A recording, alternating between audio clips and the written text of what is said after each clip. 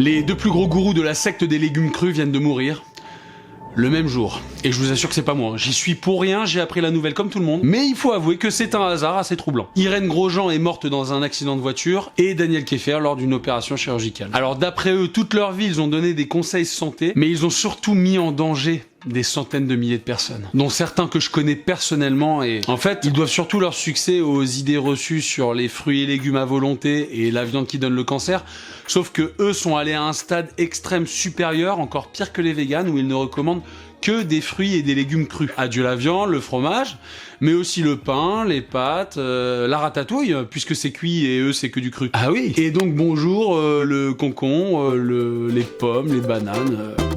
Waouh.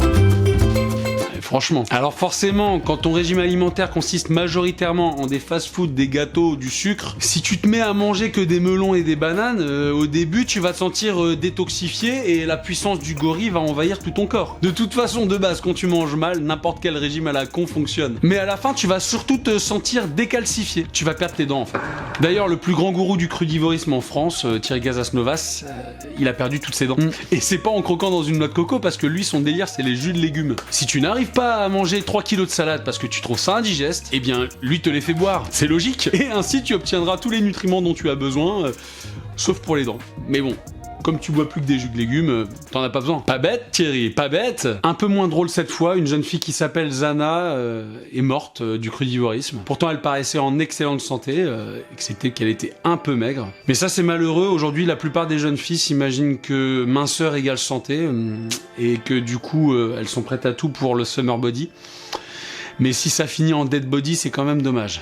Et ça, c'est juste la surface émergée de l'iceberg, parce que t'as tous ces gens qui ont rencontré tout un tas de problèmes et qui n'en parlent pas parce qu'ils culpabilisent trop en s'imaginant que c'est de leur faute. Parce que dans n'importe quelle secte avec un régime alimentaire très strict, si ça se passe mal pour toi, si t'as des problèmes de santé, c'est toujours de ta faute. Et alors, comme si c'était pas déjà assez restrictif, plutôt que de réintégrer, je sais pas, un peu de viande, un peu de fromage, on va te dire de supprimer encore d'autres aliments qui seraient peut-être le problème. Et à la fin, tu te retrouves peut-être qu'à manger plus que des bananes. Oui, il y a des gens qui font ce qu'on appelle une monodiète de bananes. Non, franchement, c'est dégueulasse de profiter de la crédulité des gens en leur donnant des conseils qui vont mettre leur santé en danger. Tout ça pour leur vendre des produits et voilà, gagner sa vie. Mais peut-être qu'il serait temps de la gagner honnêtement, les gars. Parce que non seulement ils font la promotion de tout un régime alimentaire, mais en plus, ils trichent. Le Thierry sans dents, il en parle pas trop, mais il mange de la viande. C'est pas un hasard si le mec fait plus jeune à 50 ans que quand il suivait tous ses conseils santé à 30 ans. Clairement, on n'est pas des carnivores, hein, mais on n'est pas non plus des herbivores, on n'est pas fait pour bouffer des tonnes de végétaux tous les jours. Pitié. Après, encore une fois, chacun expérimente ce qu'il veut, mais ce serait bien qu'il y ait une règle sur internet, c'est que tous ceux qui essayent des nouveaux régimes,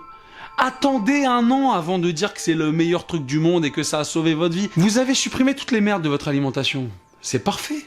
Mais maintenant, laissez le temps aux carences de venir. Et après, là, on pourra parler. Et c'est surtout pas moi qui vais vous empêcher d'essayer quoi que ce soit. Mais, si vous essayez le crudivorisme, je vous conseille de réserver à l'avance un petit séjour en Turquie pour les dents et les cheveux. Je vous assure que ça vous fera pas de mal. On va se laisser sur du grand Irène Grosjean qui nous donne un conseil un peu en dehors de son domaine de prédilection, la nutrition.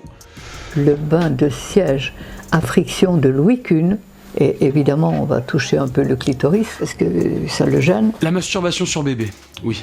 Alors, permets-moi Irène, mais quand je t'entends de nouveau parler avec des mots très sophistiqués de masturber son bébé pour le détendre... Stimuler le système sympathique et le fortifier. Ben, je pense qu'il était temps que tu partes. T'en as fait assez sur cette terre. Je pense que tous les papas et toutes les mamans qui verront cette vidéo me comprendront pour le dégoût que j'éprouve fortement envers ceux qui tentent de normaliser la pédophilie, et ici l'inceste.